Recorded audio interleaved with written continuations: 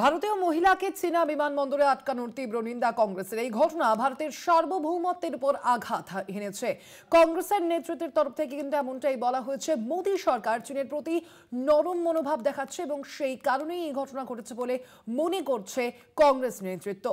মোদী সরকার চীনের প্রতি নরম মনোভাব দেখাচ্ছে বলেই মনে করা হচ্ছে কংগ্রেস নেতৃত্বের পক্ষ থেকে, এবং সেই কারণেই এই ধরনের ঘটনা। এই বিষয়ে বিস্তারিত জানবো আমাদের সঙ্গে এই মুহূর্তে সরাসরি নিউজ রুম থেকে রয়েছেন আমাদের কলকাতা টিভির পলিটিক্যাল এডিটর আশিস চট্টোপাধ্যায়। আশিস দা, কংগ্রেসের তরফ থেকে এই ঘটনার প্রেক্ষিতে ঠিক কি বলা হয়েছে?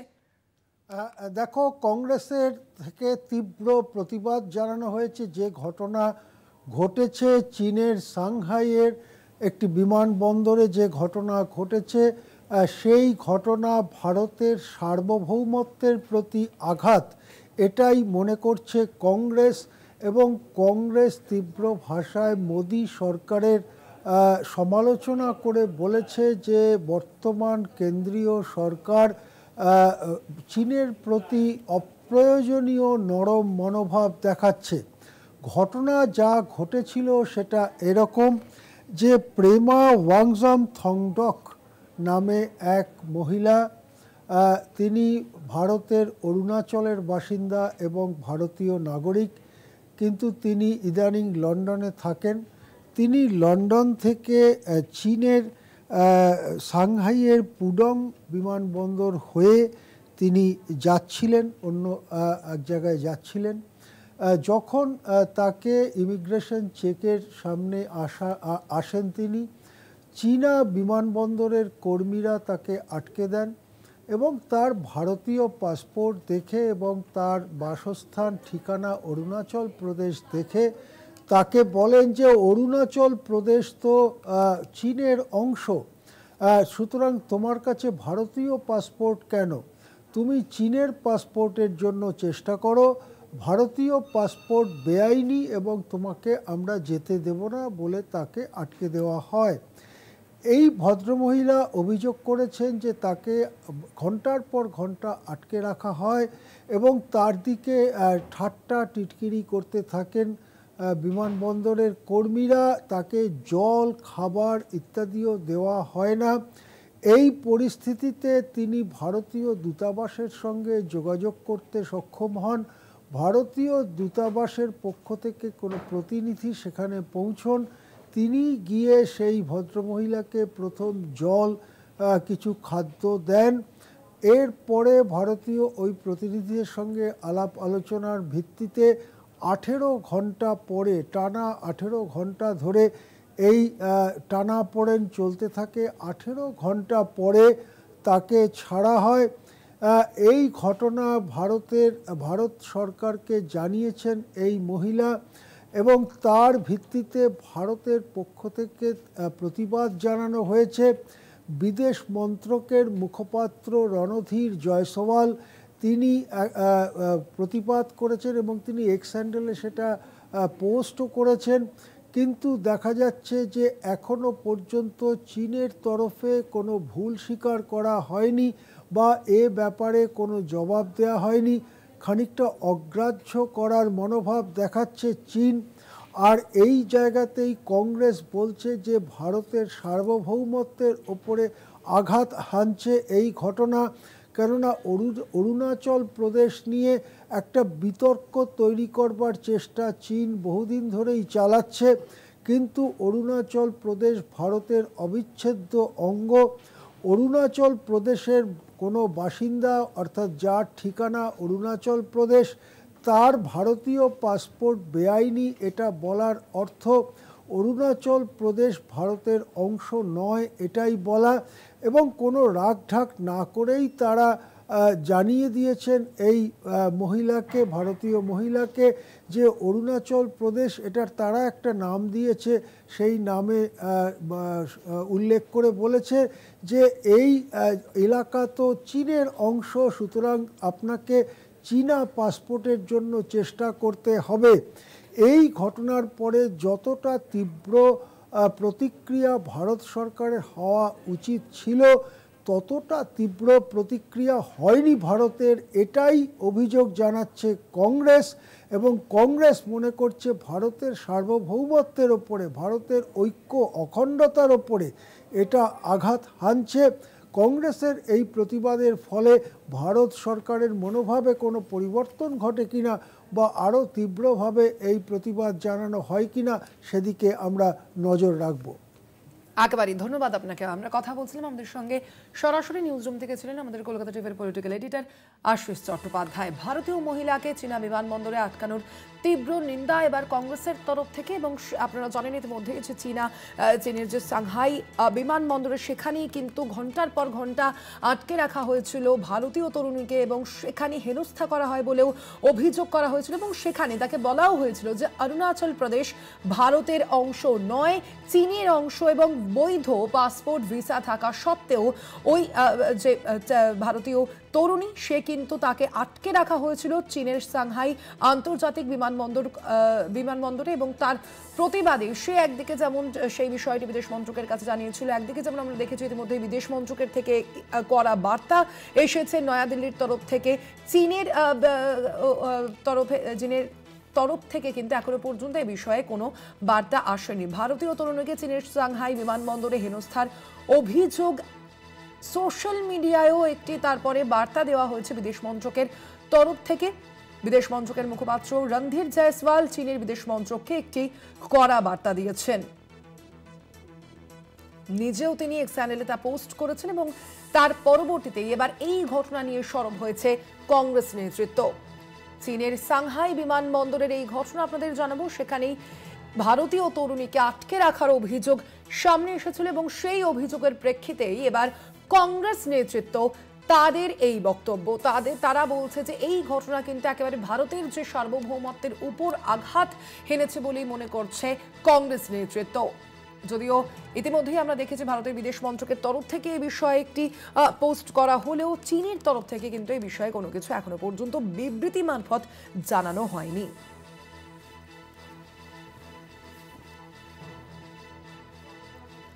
আমরা কথা বলবো বিষয়ে, আমাদের সঙ্গে এই মুহূর্তে ফোন লাইনে রয়েছেন আমাদের কলকাতা টিভির মুখ্য রাজনৈতিক বিশ্লেষক জয়ন্ত ঘোষাল। জয়ন্ত দা, আমরা দেখেছিলাম যে ভারতীয় এক মহিলাকে চীনের যে সাংহাই বিমানবন্দরে তাকে ঘন্টার পর ঘন্টা আটকে রাখা হয়, এবং সেখানেই তাকে বলা হয়েছিল যে অরুণাচল প্রদেশ চীনের ভারতের অংশ নয়, এমনটা তাকে বলা হয়েছিল, হেনস্থা করা হয়েছিল। এবং এই ঘটনার পরবর্তীতেই আমরা দেখেছি ভারতের বিদেশ মন্ত্রকের তরফ থেকে ইতিমধ্যেই চীনের প্রতি বিবৃতি জারি করা হয়েছে, কিন্তু চীনের তরফ থেকে এখনো কিন্তু জানানো হয়নি কিছু। তবে এই প্রেক্ষাপটেই কংগ্রেসের যে বক্তব্য যে এই ঘটনা ভারতের সার্বভৌমত্বের উপর আঘাত হানছে, মোদী সরকার চীনের প্রতি নরম মনোভাব দেখাচ্ছে, সামগ্রিক ঘটনাকে কিভাবে ব্যাখ্যা করবেন? এখানে প্রথম বিষয়টা কিন্তু যথেষ্ট জটিল এবং আমাদের জন্য খুব সংবেদনশীল ভারত চীন সম্পর্কের প্রেক্ষিতে। তার কারণ দেখো স্বর্ণালী, প্রথম কথা হচ্ছে যে অরুণাচলটা চীন মনে করে যে অরুণাচলটা প্রদেশটা তাদের, আমরা মনে করি অরুণাচল প্রদেশ আমাদের। সুতরাং অরুণাচল প্রদেশকে কেন্দ্র করে কাশ্মীরকে নিয়ে যেরকম একটা পাক অধিকৃত কাশ্মীর আমরা বলি, পাকিস্তান তো সেটা অধিকৃত বলে না, আমাদের কাশ্মীরকে পাকিস্তান বলে, ওটা ভারত অধিকৃত কাশ্মীর। এখন এই যে অরুণাচল, এটা ভারতের সার্বভৌমত্বের অঙ্গ, এটা আমি ভারতীয় হিসেবে মনে করি, তুমি ভারতীয় হিসেবে মনে করবে, চীন সেটা মনে করে না। এখন এই বিষয়টা নিয়ে কিন্তু চীনের সঙ্গে ভারতের একটা দ্বিপাক্ষিক আলোচনা কিন্তু চলছে। পাকিস্তানের সঙ্গে যেরকম ভাবে আমাদের কূটনৈতিক সম্পর্কটাই ছিন্ন হয়ে গেছে কার্যত, সেটা কিন্তু চীনের সাথে কখনোই হয়নি। চীন ৬২ সালে যুদ্ধ করেছে, এবং তারপরেও কিন্তু আবার আলাপ আলোচনার পথে গেছে। এখন যখন দুপক্ষের আলাপ আলোচনা চলছে, চীন হামলার পরেও, চীন আগ্রাসনের পরেও আমরা আলোচনা থেকে সরে আসিনি, তখন এই রকম ভাবে একজন মহিলাকে, এবং প্রশ্নটা মহিলা বলে নয়, প্রশ্নটা হচ্ছে সে ভারতীয় নাগরিক। এখন সেখানে সেই ভারতীয় নাগরিক, যদি আজকে উত্তরপ্রদেশের কোনো নাগরিককেও এরকম ভাবে হেনস্থা করা হতো, তাহলেও আমি মনে করি সেটা চীনা সরকারের সাথে কূটনৈতিক ভাবে তার দৌত্য করাটা প্রয়োজন। তাহলে এখানে যেটা হচ্ছে সেটা আরো ভয়ঙ্কর হয়ে উঠেছে। তার কারণ মহিলা একটা বিষয় রয়েছে, জেন্ডার ইস্যু আছে, কিন্তু তার থেকেও বড় ইস্যু হচ্ছে সে কোন রাজ্যের প্রতিনিধিত্ব করছে। এখন অরুণাচল প্রদেশ বা উত্তর পূর্বাঞ্চলের কোনো ভারতীয়কে সেখানে যদি চীন সেটা তাকে হ্যারাস করে বা তার ইমিগ্রেশন নিয়ে প্রবলেম করে এবং ইন্ডিয়ান পাসপোর্টটাকে ইনভ্যালিড বলেছে, যেটা মহিলা তার বক্তব্যে জানিয়েছেন, তার বার্থ প্লেসটা দেখে সেটাকে ইনভ্যালিড বলছে, তাহলে এটা একটা। কিন্তু এর পাশাপাশি স্বর্ণালী কংগ্রেস যেটা রিয়াক্ট করেছে, আমি সেটা বলছি যে কংগ্রেস একটা ইস্যুকে উত্থাপন করেছে। বিদেশ মন্ত্রক এটাকে নিয়ে হই হই যে করছে না, তার পেছনে একটা গ্লোবাল কারণও কিন্তু তোমাকে আবার দেখতে হবে। অর্থাৎ আজকে যদি রাহুল গান্ধী দেশের প্রধানমন্ত্রী হন বা দেশের প্রধানমন্ত্রী হতেন, তাহলে তিনি এখন কি করতেন? তিনি কি চীনের সঙ্গে যুদ্ধ ঘোষণা করতেন? এখন G20 জায়গায় G2 ট্রাম্প চীনের সাথে আলিঙ্গনাবদ্ধ হয়ে, যে চীন আমেরিকার সাথে এত শত্রুতা, সেই চীনের সাথে ভারতের সখ্য বাড়ছে এবং রাশিয়া চীন একটা অক্ষ, এবং সেখানে একটা নতুন ঠান্ডা যুদ্ধ, নতুন ব্যালেন্স অফ পাওয়ার দেখা যাচ্ছে বলে ট্রাম্প সুকৌশলে চীনকে বন্ধু করে বাকি যে ইউরোপ এবং ইউরোপিয়ান ইউনিয়ন সেগুলোকে আলাদা করে দিয়েছে। এখন আমাদের তাহলে কি ভারতের পক্ষে বাণিজ্য চুক্তি নিয়ে আমেরিকার সাথে একটা যুদ্ধ চলছে, মানে ওয়ার, ট্রেড ওয়ার, সেইটা মেটানোর জন্য চীনের সাথে বন্ধুত্ব করে ভারতকে প্যাঁচে ফেলতে চাইছে ট্রাম্প। এখন সেখানে আমি যদি চীনের সাথে, সেও তো একটা প্রতিবেশী রাষ্ট্র, চীনকে সার্কে নিয়ে আসার বিষয় নিয়েও অনেকদিন ধরে আলোচনা হচ্ছে। সেই রকম একটা পরিস্থিতিতে চীনের সঙ্গে আবার চূড়ান্ত সংঘাতে যাওয়াটাও ঠিক নয়। কিন্তু কংগ্রেস যেটা বলছে সেটা একদম যুক্তিসঙ্গত, যে এই ইস্যুটা নিয়ে বাইল্যাটারাল ডিসকাশন যখন হচ্ছেই, এমন নয় যে কূটনৈতিক সম্পর্ক ছিন্ন হয়ে গেছে, তখন ভারত সরকার যেটা সব থেকে বড় ভুল হচ্ছে এই মুহূর্তে, সেটা হচ্ছে আমাদেরকে, অর্থাৎ ভারতীয় মানুষকে, বিরোধী দল তো মানুষকেই প্রতিনিধিত্ব করছে, তাহলে বিরোধী দলের দাবি যেটা, সেই দাবি মেনে বিদেশ মন্ত্রকের পক্ষ থেকে সংক্ষিপ্ত এরকম একটা নম করে বিবৃতি না দিয়ে জানানো উচিত যে চীনকে কতটা কমিউনিকেট করছে, কতটা তার সঙ্গে স্নায়ুর যুদ্ধে অবতীর্ণ হয়ে এই ইস্যুটাকে। আজকে যদি আমরা একইভাবে যদি আজকে তিব্বত নিয়ে আমরা একটা অন্যরকম অবস্থান নিই, তাহলে চীন সেটা কিভাবে নেবে? আমরা তো অখণ্ড চীনকে মেনে নিয়েছি, তাহলে আজকে অখণ্ড ভারতকে চীন মানবে না কেন? এখন সেটা নিয়ে কিন্তু কূটনৈতিক দৌত্যটাকে আরো অ্যাগ্রেসিভ হয়েছে সমালোচনার মুখে ফেলে দেওয়া উচিত। কিন্তু তাই বলে, মানে কংগ্রেস বলেছে বলে আমি এখন হাল্লার রাজা চড়েছে সমরে বলে চীনের সাথে তো যুদ্ধ করা যায় না এই মুহূর্তে, সেটা আমাদের ভারতের পরিস্থিতিও তা নয় এবং সেটা অনুচিত হবে।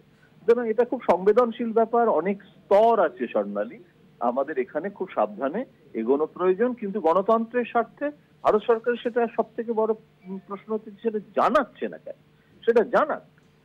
প্রেম ওয়াং ওই যে থংডক তার যে বক্তব্য, সেই বক্তব্যটা আমরা জানি, বিদেশ মন্ত্রকের একটা খুব সংক্ষিপ্ত বিবৃতি আমরা জানি, কিন্তু ভারত সরকার এবং চীনের মধ্যে এর মধ্যে কি কি কথা হলো বা এটা, it should be transparent to the Indian people.